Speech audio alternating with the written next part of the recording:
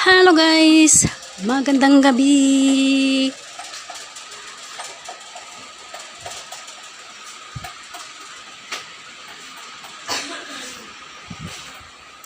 Nagluluto na naman tayo guys ng ulam natin.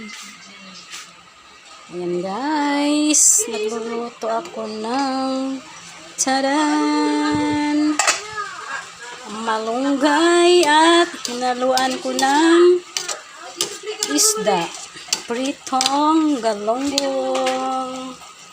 Galonggong. Ayan guys, laking isdang galonggong. Ayan. Kayo ba'y kumakain ng malunggay? Napaka-healthy ang malunggay. At may halong isda. Titikman natin guys kasi natimplahan ko na kanina.